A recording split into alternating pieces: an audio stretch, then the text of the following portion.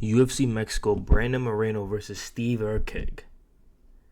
Picks and prediction. Boys, before we get into it, subscribe to the channel, like the video if you are new, and we're going to go over a little recap of last card. If you're new here, welcome to the script. My name is Remy, where I break down each and every single card. I give you guys the bets for free. Check out the winnable link in the description. But let's get straight into this breakdown. UFC London was a little tricky, boys. UFC in London was a little tricky, if I'm being honest. A lot of people weren't successful. We did give you guys the underdog of the week, Kevin Holland. He did hit. We guys gave you the runner-up of the underdog of the week, which hasn't missed in the past 9 cards. Ever since we've started this, we haven't missed on the runner-up of underdog of the week. And if you'd like that, subscribe for free. Winnable.com. We have a free plan for you boys. But yeah, look, we are profitable for the year. We've only missed on 2 cards, and those 2 cards being UFC Seattle, which is a little tricky. You know, a lot of finishes, a lot of kind of upsets. The safe bet did hit on that card. But I want to talk about, there's a lot of robberies. And speaking of the robberies, we're on a 5-card little profitable streak with the safe bet, and Nathan Fletcher got robbed. I don't really care what nobody says. I think he got robbed, and a lot of people agreed with me. It's sad to see, because the sport has came to the point where if you lay on somebody, you're winning the fight. I thought this was a fight, you know. It is what it is. Safe bet has been the beacon of stability. And you know, it is what it is. Can't really be too mad about it. The safe bet has been looking, you know, it was all green at one point, but Kevin just said wanted to sell the bag, so you know, things happen. Yeah, but Christian Leroy Duncan, he did his thing. Nathan Fletcher, I thought he won the first and third. I mean the second and third. It is what it is. If you'd like the safe bet, this is exclusive to premium members only. You see the link in the bottom. Subscribe to Winnable. Moving on. I'll show you guys the favorites. The favorites we had: Sean Brady, Morgan Sherrier, Loner Kavanaugh, looked amazing. Christian Leroy Duncan, Kevin Holland. Boys, to unlock all these picks, the favorites, the solid dogs, their premium membership is free. Subscribe to Winnable. And let's get straight into these picks. Starting with the early prelims, ending with the main event. I can't click on it, but let's do it. Lightweight bout. We have Markel Medeiros versus Austin Hubert. At first, I was going to pick Austin Hubert. Markel is stepping in on short notice. Hubert was supposed to versus Ismael Bonfim, and I think he was going to get smoked in that matchup. But, you know, his opponent didn't land any takedowns in his last fight and shot 12, so I think Hubert does have the grappling advantage. His opponent is a striker, and this will most likely be Hubert just trying to just trying to chain wrestle and get in the fight on his terms. The opponent is coming off the Contender Series and hasn't fought anyone impressive. But with that being said, Hubert isn't really anything impressive in my opinion himself. This is kind of like a slow way to start the card in my opinion. But these guys aren't, in my opinion, these guys aren't anything crazy. I'll lean towards Markel. Then we have Jamal Emmers versus Gabriel Miranda. Now, if you look at Gabriel Miranda's record, he has all these finishes. He has a whole bunch of finishes. If he wins, it's by finish, and he has 16 submission wins. The problem is he pulls guard. He's kind of like I forgot that Kron Gracie, where he's just gonna jump into, pull guard. He's gonna try to work from there. And MMA does not work like that. You pull guard on somebody, they could still hit you in the face. So I think in this matchup, I'll favor Jamal Emmers just because, you know, he's decent. He has fought the better comp, but Gabriel Miranda, man, he's okay. And he's 2-1. He has 2 losses inside the UFC, only 1 win. Hasn't really been that impressive. And I think Jamal Emmers, if Gabriel Miranda just tries to be a jiu-jitsu nerd and pull guard, I think Jamal Emmers is just going to probably KO him by ground and pound, kind of similar to how Bryce Mitchell did Kron Gracie. For Gabriel Miranda to win this, I think he has to just strike a little more instead of just pulling guard. And I think that's the last place you want to be, is on your back in MMA. In certain situations it works, but you wouldn't want to do that with Emmers, in my opinion. Then we have Rafa Garcia versus Vince Pichel. I think Rafa Garcia is a good pick, but Vince Pichel, do not sleep on him. I think he's a solid dog. I don't think he's gonna win this fight. The pick will be Rafa Garcia, but Vince has fought decent competition, and although he is 42, although he is coming off a loss, he does have the size advantage in this fight. Rafa is a little small for the lightweight division. Usually lightweight people are like 5'9", like plus. Rafa's 5'7". And although Rafa's decent, I don't know. These odds are a little too wide. I think minus 500 for Rafa Garcia. Although he is a solid pick, I don't think it should be a minus 500. Vince Pichel, when I was, you do a little research, you see like, Vince Pichel's pretty solid. But I mean, I'm gonna lean towards Rafa, but like I said, Vince is pretty solid. We have Lupi Godinez versus Julia Palostri. Now, Lupi, we've seen time and time again, she's a good fighter, right? But she's like the Kevin Hollands. You know those type of fighters, we don't know what type of version you're gonna get of them inside the cage. That's Lupi. Now, I'm picking her to win this fight, but I wouldn't be surprised if Julia Palostri won this fight. Lupi gave, I'm forgetting the girl's name, but the cross-eyed one who's ranked, she's really good. She gave her hardest fight and arguably could have won that. The problem is, Lupi just gets in these fights and you're just like, yeah, this is an easy win for her. Just does the stupidest thing ever. And then you bet on Lupi and you're like, oh, why did I bet on Lupi? I'm never going to bet on Lupi again. And then you bet on Lupi again because you're like, how does she lose this? Listen, boys. All right. Give me Lupi in this matchup. If she flips to the dog, which I don't think she will, but if she does, the odds tighten up. Possibly could go Lupi money line. I don't know, boys. You got to be careful with this. Julia Palostri is a decent dog, and she might just be able to squeeze this one out just because Lupi's going to mess up. Lupi will be the pick, though. Moving on up the card, we have Christian Rodriguez versus Melk Costa. And I'm going the prospect killer. I mean, Christian Rodriguez, man, he's nasty. And it's kind of crazy because, like, he has fought, like, a lot of up-and-comers, but he's kind of 50-50 when it comes to someone a little more established that's not a prospect. Like, even though Melk Costa is kind of a prospect, he wasn't like a Chihuihuis or an Austin Bashi. Like, the fact that Christian Rodriguez won against Austin Bashi is really impressive. Austin Bashi, chain wrestler, has good BJJ, solid striking, and Christian Rodriguez was just able to negate the wrestling. And I think I'm going Christian Rodriguez in this fight. Like I said, I mean, he just looked impressive in his last fight. And Costa's coming off that weak, in my opinion, that weak sub against Andre Philly.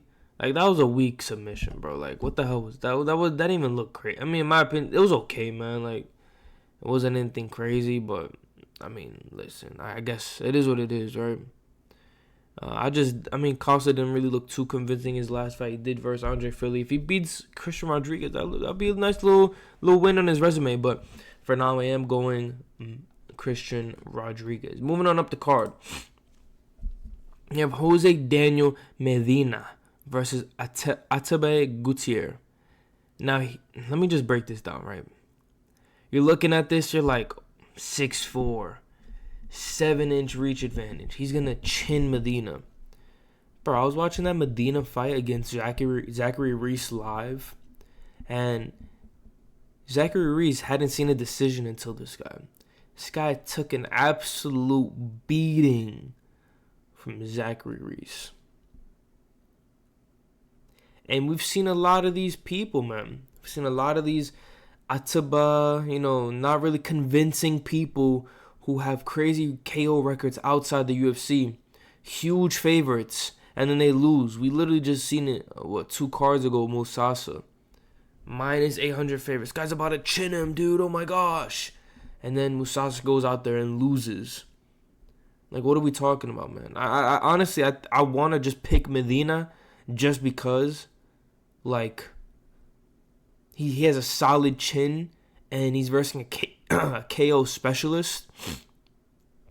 Sounds like a recipe for Medina just to win, in my opinion. I mean, 2 and 2 together. KO specialist, has no UFC experience, versing a guy with a crazy chin. A solid chin. And he can go the distance. Atiba hasn't even seen past the second round, man. Which is good. But making his UFC debut, I mean, listen, Medina's not anything crazy, but it's just not convincing. And it's just a lot of these prospects haven't really been convincing when they're versing, when they're, especially when they're big favorites. Man, just stay away from these guys if you're deciding to bet. Stay away from these new prospects, especially the KO specialist ones. Some you're like, okay, I need to place this bet. Like when Payne Talbot first came into the UFC, you're like, yeah, this. When he made his debut, you're like, yeah, this is easy works, right? No, bro. Etiba, the pick will be Etiba, but I mean, I kind of just want to go Medina. You know what I'm saying? Like, and then we have Edgar Chariez versus CJ Vergara, and I'm going CJ, man. I'm going CJ. Edgar, he didn't really look too convincing, man, in his fight against Joshua Van, and he's fought like the same guy twice. Not only did he fight the same guy twice, but he fought the same guy twice, and then one was a draw or no contest, I'm forgetting, and then he won. Like, I seen his fight against Joshua Van, he didn't look that impressive, man. Like, Joshua Van, it was a scrap for sure, right? But, like, and we've seen, Joshua Van proved himself now. He's going on to win. But I think, listen, CJ can mix it up. Although Edgar does have the reach, doesn't really matter. I think CJ can close the distance. CJ is used to fighting good competition. He has the names on his resume that Edgar doesn't. Listen, man, I'm going CJ, and I think he is actually the best dog on this card, in my opinion. Mel Costa is also a solid dog, but that's a tough matchup, and I think CJ can win this matchup. I like CJ as the underdog, and I'm going CJ to get this one done. I think he'll just get it done by decision, even possible finish. He just, he can mix it up, throw the kicks, throw the body shots, the pace, and he has the cardio to go 3 rounds. Give me CJ. Even though he's coming off a knockout loss, like, I get it. But the guy, Ramirov, I mean, guy has crazy power, man. And I think that was CJ's first time getting chinned. So I don't think Edgar is going to be the one to chin him again. And yeah, with that being said, give me CJ. Moving on to the main card. Before we get into the main card, boys, subscribe to Winnable. Check it out. It's public. If you scroll all the way down to the page, you see our picks live. It has the date on it. We cannot change that. We're actually locking these in, boys. Moving on to the main card, we have Ronaldo Rodriguez, Lazy Boy Rodriguez versus Kevin Borjas. And I'm going Ronaldo Rodriguez as the pick. He did look iffy on the Sphere card, but he has no quit in him, and we've seen it. He got caught in the triangle against Ode Osborne, fought his way out of that. He only has 2 losses, and they're by decision. He has a crazy chin. He hasn't been finished. Let's move on to Kevin Borjas. He has lost to okay competition. His wins in the UFC aren't anything crazy. And I think Lazy Boy can expose him in the grappling. While though he doesn't really shoot the takedowns, and his striking can be a little iffy at times, I think if Borjas goes into him, I think he can snatch something up. And yeah, we'll figure it out. He'll figure it out. I think Rodriguez could get this one done. I think it'll be closer than we expect because I think Lazy Boy Rodriguez, he's good, right? But I think he just makes these little mistakes. He makes these little, like, little key mistakes, like in the Ode Osbourne fight, getting caught in a nasty triangle, and I think he was out for a little bit, but things like that, where it's like, he shouldn't even been able to like snatch up a triangle. I was gonna pick him, maybe even put him in the safe bet, but I think it's pretty risky. The odds are tight. I think this is gonna be closer than people expect, and yeah, maybe I'll put him in the safe bet. You have to check out Winnable for that, but I think Ronaldo Rodriguez is a decent pick, but Kevin Borjas can make it close. Then we have David Martinez versus Simon Oliveira. Now, Simon Oliveira is coming off a huge layoff, and he's okay, man. The pick will be David Martinez. I just feel like he's going to be the more active striker, the more accurate striker. He's a KO artist and whoa, boys. He only had his win inside the Dana White Contender Series, so he's making his debut, but he should be able to get it done. His opponent has 2 losses, and his only win is a split decision win. Simon's win is his only win is a split decision win, and this should be a mostly striking matchup. And in a mostly striking matchup, I'm gonna put the better striker. I'm gonna pick the better striker, and that is David Martinez, in my opinion. Man, he's just the more active striker, more accurate, solid power in his hands. Should be a good fight. Moving on up the card, we have Chiwiwis versus Vince Morales. Now, if you don't know Vince Morales, get to know him. This guy's a dog. He made it a close fight against Elijah Smith in his last fight. But this is going to be a tough fight for Vince Morales, and I think this is also going to be a lot closer than people think. Raul Rosas Jr. is good. He has that nice chain wrestling, but at times he has been exposed. Although he hasn't been finished, Raul Rosas Jr. has a solid chin. Vince Morales is okay. He's 0-2 in the UFC. He was in the UFC, got cut, did good in the regional scene, came back. He's 0-2. And he had a really close fight with Elijah Smith. The problem is Elijah Smith was coming off the regional scene, so it's like, although he should have won that fight, in my opinion, but it is what it is. He made it really close, and I think if you're having a close fight with a guy off the regional scene, I think your fight with Chiwiwis I think Raul Rosas Jr. might be a little too much, to be honest. But yeah, even though it said Elijah Smith won unanimously, I think I agree. Everybody agrees watching it live that it was definitely a split decision. And Chiwiwis' only loss in the UFC is to Christian Rodriguez, the prospect killer that we covered earlier. Give me Raul Rosas Jr. I think he gets it done. I think it'd just be a little bigger, faster. And I think the chain wrestling, his grappling might be a little too much for Vince Morales. Moving on, we have Kevin Gastelum versus Joe Pyfer. And I'm going Joe Pyfer, possibly by finish. He trains with Sean Brady. I think his grappling is going to be improved. And he has been showing that he has been improving inside the UFC. A lot of people forget he trains with Sean Brady. And I think that might be his plan. Just take down Kevin Gastelum. Maybe work him on the ground. He has a huge size advantage over Kevin Gastelum. Kevin Gastelum's 5'9". Joe Pyfer is 6'2". You know what I'm saying? And Joe Pyfer has been finishing a lot of his opponents. Kevin Gastelum, don't get me wrong, he had his run. He's still good, but he's just inconsistent and has been struggling in his recent performances. Like I said, I think Joe Pyfer has finished solid names and most likely has a close fight with Kevin Gastelum, or he just finishes him by sub or KO. I could see him subbing Kevin Gastelum. And yeah, I just prefer Joe Pyfer's stronger finishing abilities, and I think he'll be able to get this one done. Moving on up the card, we have a badass fight. Manuel Torres versus Drew Dober. I'm going Manuel Torres. I think Manuel Torres is a solid fighter. He hasn't been past the first round in the UFC. Drew Dober is a vet. I understand.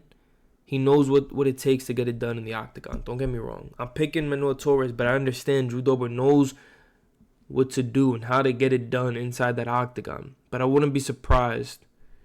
I wouldn't be surprised if Drew Dober just goes out there and wins, right? But Torres has good finishing power, and even the Bahamundes fight. Even though Bahamundes finished him first, Torres is still a great fighter. And he has a sleeper resume in the UFC, in my opinion. His resume is a sleeper resume. He's really fast, powerful, tall guy. Actually, I thought he was tall. He's only 5'10", but solid striker, super quick, man. Has that reach. Even though he struggled with Bahamundes, I mean, he just beat Jalen Turner, so you know he's a real deal. Especially beat Jalen Turner in the first round by submission, crazy. But then we have the main event of the evening: Brandon Moreno versus Steve Erceg. And man, I'm picking Brandon Moreno. I'm a little scared for Steve Erceg, in my opinion. Brandon Moreno's a dog. Put an absolute masterclass in Amir Albazi. And I think Brandon Moreno's just he has the better. I mean, maybe not the better striking, but he's more busy. He's always in your face, always moving forward. Has that pressure. He's good at mixing it up. And he, just like I said, he put on a master class against Amir Albazi, man. Amir Albazi's ranked higher than Steve. Steve's coming off that knockout loss against Kai Kara France. Don't get me wrong, Steve was looking good, but yeah, he did get exposed by Pantoja. But okay, it was like a minus 300 favor against in the Kai Kara France fight, right? No. Bro, he got beat up by Kai Kara France, knocked out in the first. It's crazy, man. Kai Kara France was like a plus 240 dog in that fight. And don't everybody forgets, Moreno knocked out Kai Kara France, man. Moreno has an insane chin. He's never been finished. He has the reach advantage. And he's front of the Mexico crowd. Hopefully the Mexican judges aren't like the London judges. Give me Brandon Moreno, former champ. He's been there. He knows what it takes. Boys, that is the prediction. Whatever. That's the prediction. I appreciate you guys for tuning in. Like, comment, subscribe. Let me know what predictions you agree with. And I'm out.